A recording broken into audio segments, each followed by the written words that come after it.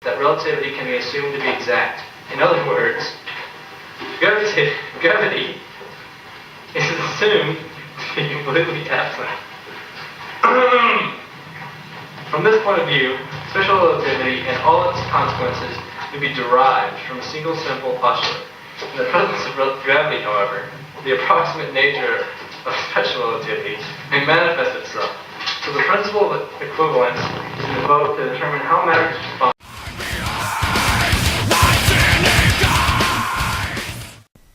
Go ahead and call me MacArthur, because I have returned. What up, people? Welcome back. I think it's like week 25, something like that. Man, it's good to be back in my own gym, because it's just what I'm used to, and there's no other people like there is at commercial gyms, which I tend to not like. Yeah, so this week, working on 11 total reps for the strength work, not all in one set, as might be indicated from what was on screen.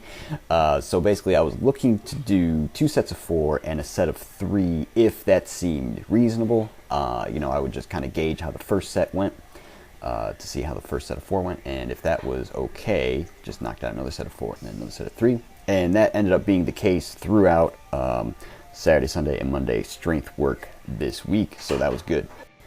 But yeah, while I was away, man, those commercial gyms, I tend to not like them, because the one I was at only had one squat rack that I could really use, because it's the only one you can actually adjust the pins lower. They have a couple other ones, but the pins are not adjustable, and they are too high for people who squat all the way to depth, like me. So anyway, I was there like the first day. Somebody was using the squat rack that I need, shocker.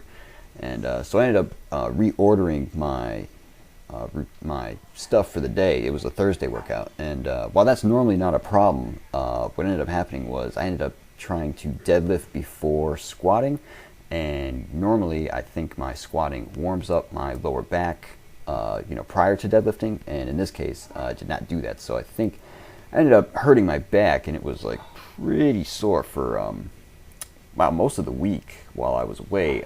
So I ended up skipping most of the deadlifting that I was supposed to do during week 24.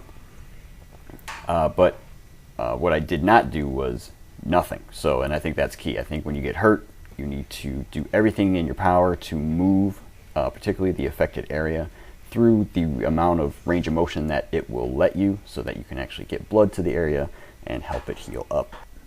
Yeah, so I'm happy to report that as of now, everything is all back to normal. No problem deadlifting this week, squatting, anything else like that. So that's excellent. Oh yeah, so a new exercise got added to the routine. You won't see it on video, but you will see it on some of the title screens.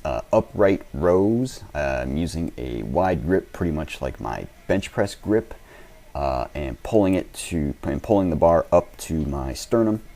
Doing this to try and develop my side delts, because I noticed I do a whole lot of overhead pressing, and yet my shoulders don't appear to be like getting bigger.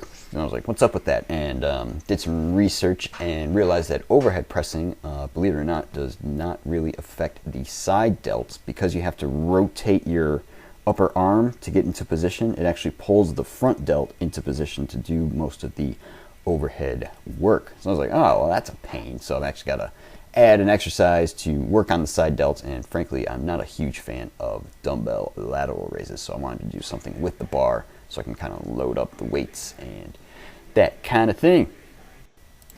And one thing I keep in mind when I add new exercises is you got to have the kind of mindset, okay, I need to do this for like a year consistently and see what it does for me, because I think if you only give it like couple weeks, I'm not sure that's long enough to actually see significant results. Moving along to Wednesday's workout, you know what day it is. It's hump day. Oh yeah. So the obvious news from this week is that I decided to not allow the top of my hair to grow unabated the entire year, because that is what I had done the past 2 years. I described it as going full hippie, but like anything that's fun, did have a couple downsides, one of which being in the summer, man, does it get hot. So decided to cut that off and stay cool in the summertime.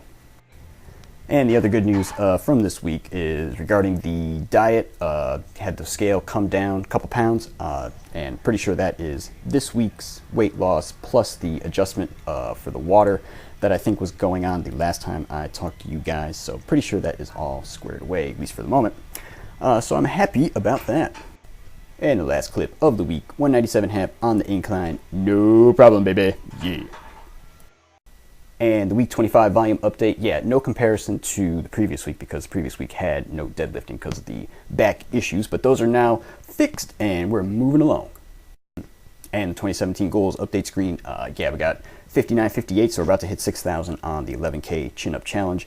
And for the year, we're at 3.78 million pounds. And last but not least, diet data screen. Yeah, like I mentioned, down like a good 1.8 from the last video, not from last week, because I didn't actually have any data from last week. So yeah, we're actually going to hold the calories down one more week, and I think we're probably going to be going up after that. So stay tuned for that excitement. I'll catch you guys next time. Bye.